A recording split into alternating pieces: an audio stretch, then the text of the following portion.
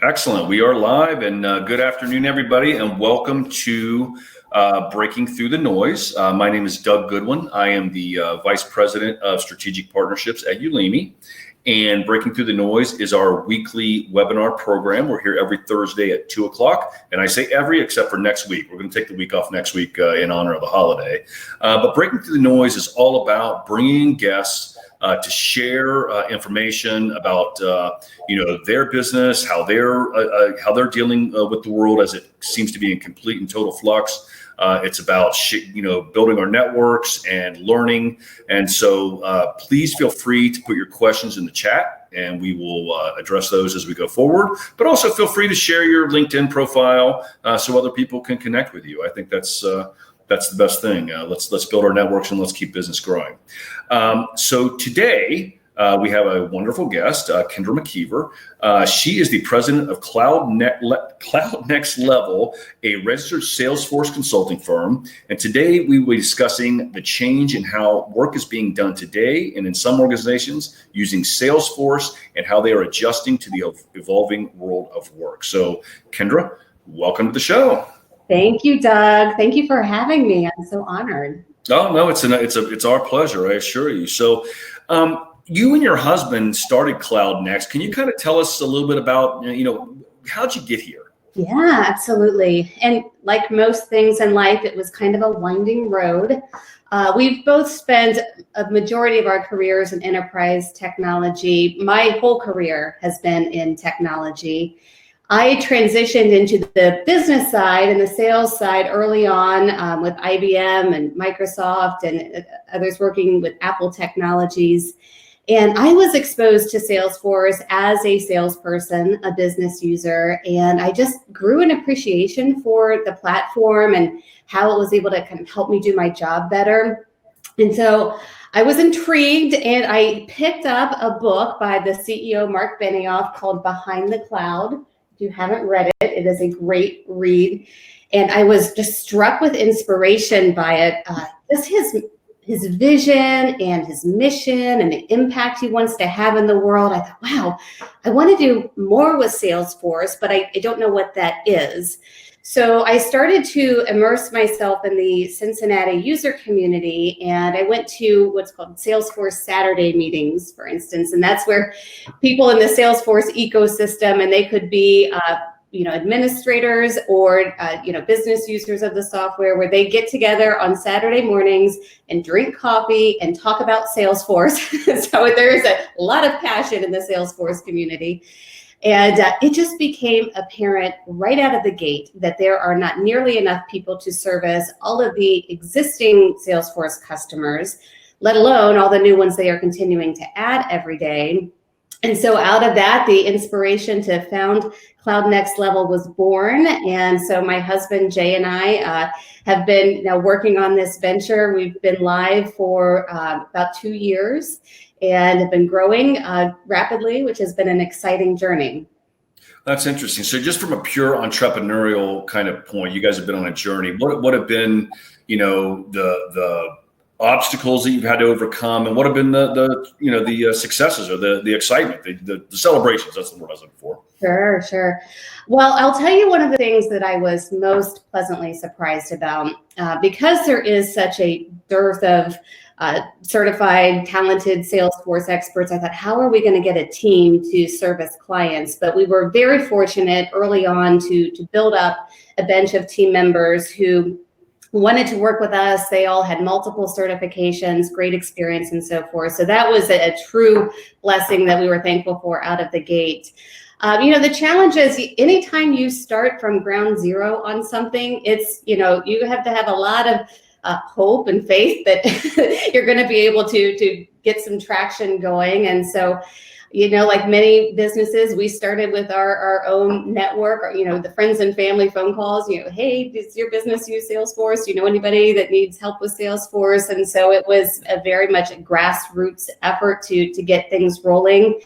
But like anything, once momentum starts to build, things, build on themselves. So you get, one client and one project that goes really well that turns into other projects, that turns into referrals. And so, things start to happen and take shape. And next thing you know, you've got a real operation going.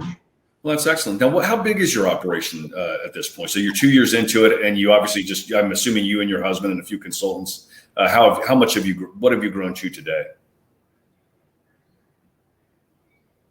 We may be experiencing some technical difficulty. We seem to be frozen here.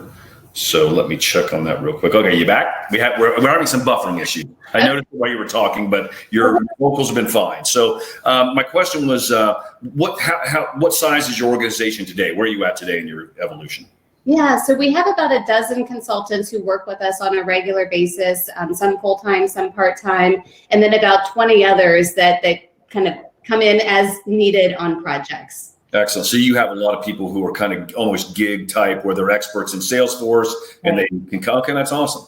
And I would imagine that has to help you. Just thinking in the big picture of the gig economy, that has to help you attract talent where they can more or less pick and choose projects they want to work on, and that probably. Yeah, absolutely. I mean, the gig economy is really starting to become almost the new norm, it seems. And one of the beauties of Salesforce is that you can do it from anywhere. As long as you have an internet connection, you don't have to be in a particular city, in a particular office. We can talk like this, and work can be done from anywhere. So it really opens up the possibilities for us to find good talent, as well as for our team members to work with other people if they want to, around the country or world, really. So what a tremendous asset for someone. I mean, Salesforce, that's a powerful global tool to be able to actually do the job from anywhere. I know right now I would prefer to be on a beach somewhere. So that would Yes, you and me both. Yes. So with the pandemic, when that started, I guess back in about mid-March, how did that, what was the first thing that went through your mind? I mean, let's be honest, this has been scary. As an entrepreneur myself, this has been a challenge beyond belief. What was your first feeling when this thing started? Yeah. And so once again, we're starting to buffer a little bit, and I do apologize. Internet's a little slow today, so let's just give Kendra a moment. She'll be back. I'm going to shut off my video. That may help.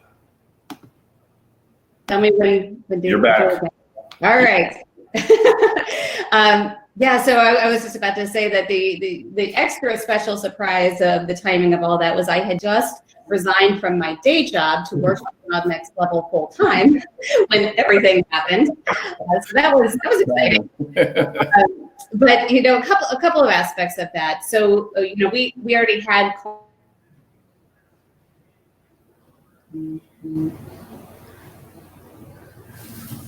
projects that sort of that got put on all of our clients for wondering what the impact to their business was going to be. And some had to completely reform their entire business model. Others had to furlough people, and ultimately, unfortunately, some laid off some people. So there's just so much uncertainty, so much change and turn happening. Things definitely slowed down from a project perspective. We also, apart from projects, so we also service clients in a managed services role. So those are ongoing relationships where we are their Salesforce team. We supplement their Salesforce team on a regular basis. So those engagements kept going because they needed to keep the lights on with Salesforce. But there's definitely a slowdown in project work. Fortunately, that has started to pick back up again. And knock on wood, we'll continue all moving in the right direction, for those things. But yeah, I mean, we were in the same boat as everybody else, just, worried, scared, unsure of how this was all going to shake out. Right. No, that's great that things are starting to pick up back for you. And it sounds like you're being able to provide services. So as unfortunately, I mean, companies are laying off. But you guys probably were able to backfill a little bit and actually improve your business and kind of help, even though it's a rough situation, somebody's got to do it. So, right.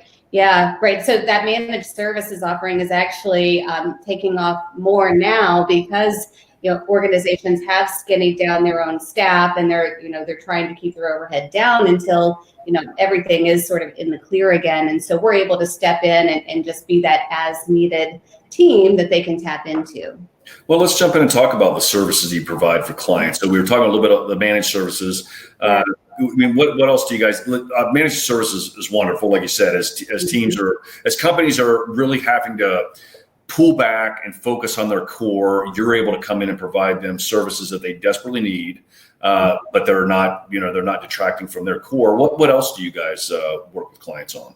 Right. So fortunately, our team is skilled in a wide variety of Salesforce aspects. Now, Salesforce has grown from, it started off as a tool for the sales department to keep track of their, leads and contacts and accounts and so forth. It is now its own platform. It's an enterprise-wide solution. So there are lots of elements to Salesforce. We don't go into every nook and cranny of the Salesforce offerings today, but the vast majority of them we do offer services around that. When it comes to our strategic vision and where we are focusing our energy on truly growing and marketing and so forth, managed services is a large area. And then secondly, a growing area within Salesforce is called Field Service Lightning. And that is a solution that's geared towards any company that sends people out into the field to do something. So maybe they are installing equipment, or maybe they are servicing equipment, and they need to be able to access information on the customer, where they are, what's happened in the past, what they are actually performing while they're there. So they can update that information in real time. They can have access to the information they need in real time. And then the headquarters can monitor all that and, track it back to inventory and, timekeeping and expenses, and, just making sure that all of that information is flowing and it's not hidden on, paper and manila folders that are stuck between the seats and people forget the logs. So that's a heavy area of focus for Salesforce and for us in growing our services around that. No, that sounds, given the evolution of delivery and almost everything, let's face it, the Amazon truck is everywhere, but grocery delivery, that was hardly scratching the surface 2 years ago, and now it's a main issue. So I think we're seeing more of that. So this is very timely. And I know in the past working with clients when they do, you're doing things on paper or email or whatever, and then you come back in the office and you have all this administrative overhead. So really, you're removing that completely from the field. Yeah, I have a funny personal story. So our dishwasher started acting up a couple of months ago, and we have a home warranty through Sears Home Warranty that, they're supposed to fix our appliances. And if they come out 4 times and they can't fix it, they'll replace it.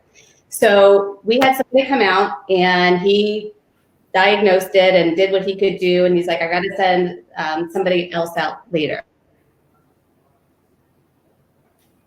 So the second guy comes and he shows up and he's like, I have no record of anything that happened here before. So fortunately, we had a printout of what the first guy had said and done, and all the parts he ordered and so forth. I'm like, here are the parts that he ordered. So he does his thing, still doesn't work. Third guy comes out, same deal, no record in his mobile device of our account or what's happening with our dishwasher. And so this happens 4 times. And I just think if Sears Home Warranty used Field Service Lightning, they would have all this information. They would know what guy number 1, 2, and 3 did. They said number 4. And we could probably solve this issue a lot faster. Well, and if you think about that from a customer engagement perspective, how aggravating for you when they're coming in and they're coming in blind. Yeah. And don't know what's going on, and it's just bad for everybody. It is, and it was like, thankfully we saved the receipts with what otherwise we would have had to start completely from the start with each one. But yeah, so it helps to solve issues like that and create a better customer experience. Without a doubt, that may actually be a marketing piece for you. So find service companies that are using Field Service Lightning, and then those are the companies you want to have coming into your home, and because. Obviously, who wants to put up? I don't think I've saved a receipt my entire life, so I don't know. I know. Yes. So Sears Home Warranty, if you're listening, let's talk. maybe we'll have to send in this video when we're done. But I know a lot of companies that you just wonder, like, you're amazed. And some of these are big companies, and they're not paying attention to details, and implementing Salesforce Lightning solves a whole lot of problems that actually probably ends up saving money in some other area, probably their call center or whatever. And And just imagine reducing that, and also customer aggravation. Just turn customer aggravation into customer satisfaction. Yeah.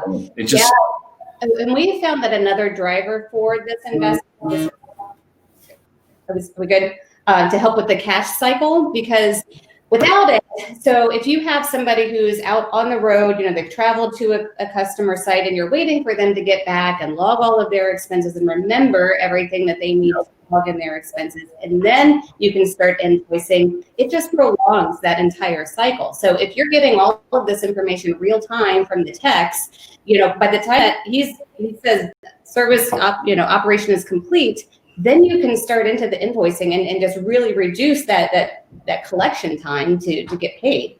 Because we find a lot of things get lost in the cracks. The longer that cycle goes on, the more room for error.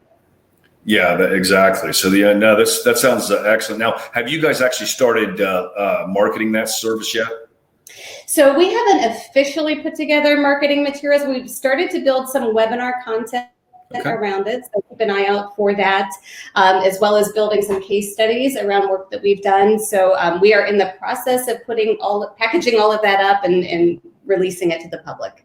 No, that's excellent. That gives companies something to look forward to. And I think with the rapid change that's going on in the world right now, I mean, those are the kind of solutions. We got to be innovative and creative and start doing things. We can't keep kicking things down the road. I think if anything, COVID has taught us. I can't tell you the number of clients I've spoken to that said, we were trying something virtually, or we trying to do something like field service lightning, but we just kept putting it off. You know what? It's time to stop putting stuff off. We can't, it doesn't work. You end up paying a much bigger price than you would have had you just done it proactively and got it done. At the bottom line, it's procrastination, and it's not. Yeah. Absolutely. And if business is slow right now due to COVID and all the other factors, now is the time to really look at your technology platform and investments and so forth. So while you've got a little bit of room to breathe, to focus on that stuff. So when things do pick up, you're ready to rock and roll and be better for it on the other side. Yeah. And most companies are hypersensitive to putting out big investments right now. Is this a scalable investment? Could they do it it does have to be enterprise, or could they do it in like almost a pilot where they go take one section and just solve the problem? Yeah, no, absolutely. Absolutely. And everything that we do with our clients, we try to break out into bite-sized chunks for them as much as possible. So you don't have to eat the whole elephant at once. Yeah, I'm personally finding, and I'm sure you probably are too, right now, it's the nibble-sized chunks are the ones that people can take down. They need lots of them, but you're not going to get a whole steak right now. That's not going to happen. Right. And that's okay. Excellent. So one foot in front of the other, you get there eventually. Without a doubt. So what do you see as the differences or the difference for your clients, for your guys, Cloud Level Next, and your competition? I just butchered your name. I apologize. Yeah, I know. I knew it as I was trying to get it out, but I'm like, well, it's not coming out, so I'm just going to keep going. So if that's the worst thing you call us, Doug, that's okay. Yeah, so we are really focused on bringing on people who have great expertise that we can leverage out of the gate. So we're looking for people who have multiple certifications within Salesforce, have experience with Salesforce in multiple organizations or instances of it. Ideally, we'd like to have them have experience in multiple industries, because as consultants, we go into, right now our doors are open to all industries and even all sizes of organizations. We have small customers and we have enterprise-sized customers. So having a team of people who can be comfortable in any of those environments is really important to us.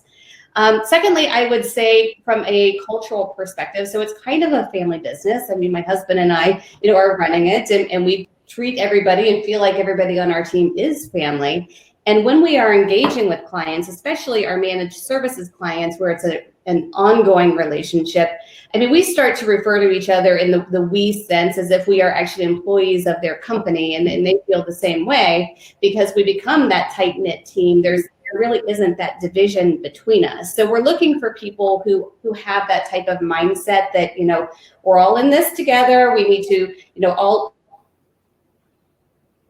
own moving things forward and making successful for everybody versus just I'm going to do my little piece and not worry about what everybody else is doing. So that mindset and having that kind of experience, it's not the case everywhere, and it's something that we take very seriously. No, that's great. That's a great story. So when you guys enter a client, can you give us a story of a before and after? So what are clients doing? You guys come in, and then what's life like afterwards? Yeah. So we will do fresh implementations of Salesforce, certainly. However, most of the time we are brought in to a situation where they already have Salesforce and they are feeling some pain.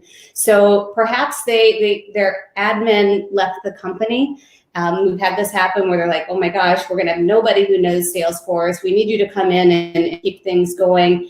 And once we get in there, we realize that they've just been in firefighting mode, trying to make sure that things don't break completely. So what we're able to do, because it's different when you hire a person to be your admin. Then you have a brain, a perspective, one set of experience. When you hire us, you have a whole team of people that you're tapping into. So we're able to leverage that and come in and say, okay, let's get a read on the situation. What are the emergencies right now? What fires do we need to put out so that we can then operate from a solid foundation to really look at what's the strategic purpose of Salesforce? Why did you invest in this to begin with? Because every client that we've worked with has invested a significant amount in licensing and services even before we walk in the door.